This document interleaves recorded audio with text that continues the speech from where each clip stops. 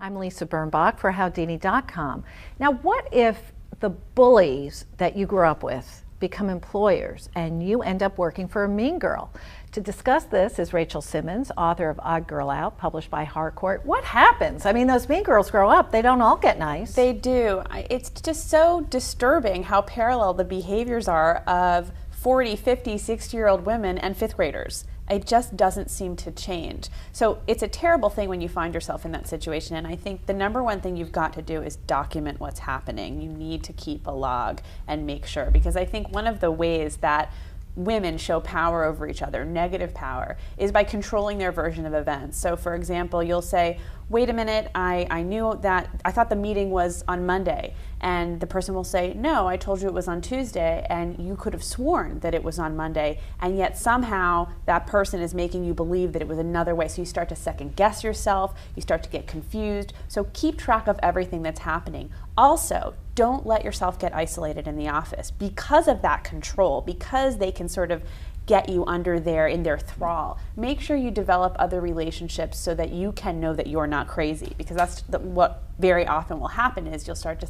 think that you're crazy because you'll think you know one thing and that other person is telling you something else. So make sure that you're not isolated. Should you confront this woman if you remember the behavior, if she suddenly triggers old bad feelings that you had when you were a kid? Yeah, you should confront her, but do not expect her to change her behavior. It will not change. Either you will figure out a way to work there in as productive a way as possible, or you will have to leave the job. I don't want to make any bones about it, but by that time, if that's the way she's acting, then that's the way she's always going to act. When you confront her, come with your examples, make sure, because likely she will deny it. Be prepared to ask questions. Don't be afraid to say, did I do something to offend you?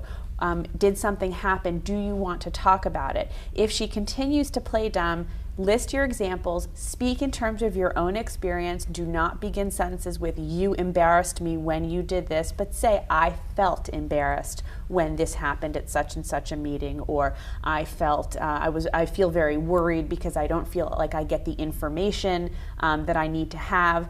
Holding information back is one of the primary ways that women bully each other at work, not telling them, not giving them critical pieces of information. So if you're not getting information from someone, that is an aggressive act.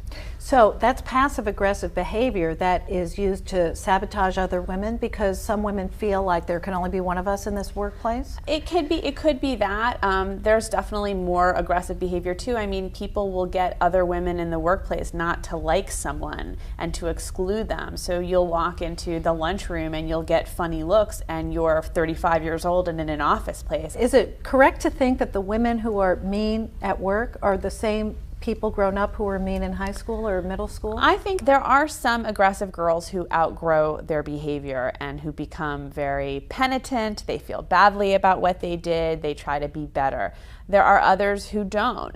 Some of the new research on girls out there is looking at how people who are identified as physically aggressive when they're in preschool tend to grow out of it. But when they are identified as more psychologically aggressive in the manner of the stereotypical mean girl, that behavior tends to remain consistent over time. And so there is a lot of evidence that's mounting that says that when you start out this way, that's who you become, which of course is why it's so important to start interventions early. What about corporate cultures that really foster a Darwinian survival of the fittest mentality? That's an excellent question, and I think in part we definitely live in a society where it's considered not personal but it's business. In fact, I think the Apprentice television show, that was their whole slogan, and of course that is endorsing a particular brand of aggression that becomes acceptable as a way to negotiate, as a way to accomplish your goals. And so I think increasingly we're living in a culture that gives this behavior permission. Absolutely. At the same time,